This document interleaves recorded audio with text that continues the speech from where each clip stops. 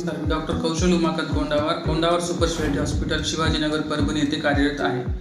आज आपण kidney stone आणि त्याची लक्षणे आणि उन्हाळ्यात काय काळजी घेणार याच्याविषयी चर्चा करणार आहोत. किडनी स्टोन म्हणजे मुख्यत्वे किडनीमध्ये काही क्षार असतात, ते किडनी फिल्टर करायचं काम करत असते. क्षार एकमेकावर जमा होऊन त्याच्यापासून मूतखडे तयार होतात. किडनी स्टोनला मूतखडा असं मराठीमध्ये म्हणतात. याची मुख्य लक्षणे काय असतात किंवा मुख्य कारणे काय आहेत, आपण त्याच्याविषयी चर्चा करणार आहोत.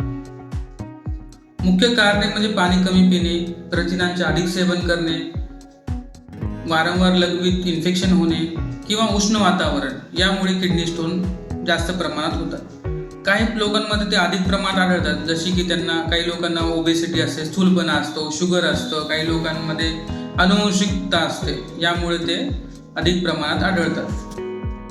किडनी स्टोनची मुख्य लक्षणे काय असतात? पेशंटला तीव्र वेदना होतात. त्यांच्या ज्या साईडला स्टोन आहे, समजा उजवीकडे स्टोन असेल तर उजवीकडे वेदना होतील, डावीकडे असेल तर डावीकडे होतील. काही लोकांना लघवीमध्ये जळजळ होते, काही लोकांची लघवी अचानक थांबते, काही लोकांना लघवीमध्ये रक्त पडू शकते किंवा त्यांच्या तपकिरी किंवा गढूळ रंगाची लघवी होते. काही लोकांना उलट्या मळमळ सुद्धा होऊ शकतात. हे किडनी स्टोनची मुख्य लक्षणे आहेत. तर किडनी स्टोनचं प्रमाण किती आहे आपल्या समाजामध्ये, त्याच्याविषयी आपण चर्चा करूया. तर किडनी स्टोन हे 5 ते 10% लोकांमध्ये सापडतात सध्या.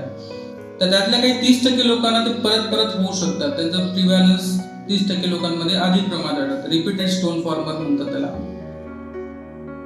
किडनी स्टोनचे प्रकार कुठले असतात? तर ते काही लोकांमध्ये कॅल्शियम स्टोन असतात, काही लोकांमध्ये युरिक ऍसिडचे स्टोन असतात, काही लोकांमध्ये स्ट्रोवाइड स्टोन असतात, काही लोकांमध्ये सिस्टीन स्टोन असतात. हे किडनी स्टोनचे प्रकार आहेत.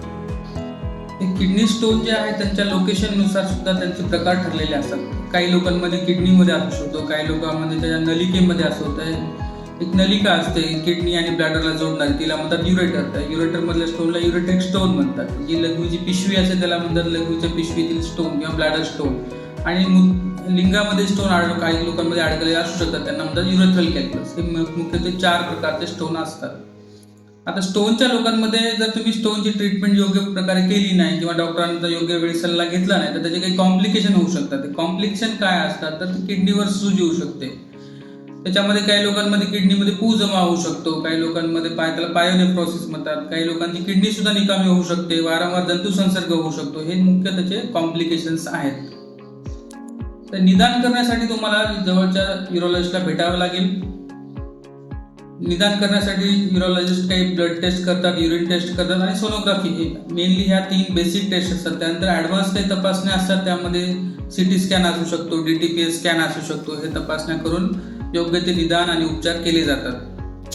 आता याच्यावर किडनी स्टोनचे उपचार कशा प्रकारे केले जातात? तर किडनी स्टोनच्या साईजवर आणि त्यांच्या लक्षणांवर त्याचे उपचार ठरलेले असतात. 5 ते 7 mm पर्यंतच्या स्टोनला आम्ही मेडिकल ट्रीटमेंटनी उपचार करतो. जवळपास 70 ते 80% लोकांचे छोटे स्टोन जे आहेत ते मेडिकल ट्रीटमेंटने पडून जातात.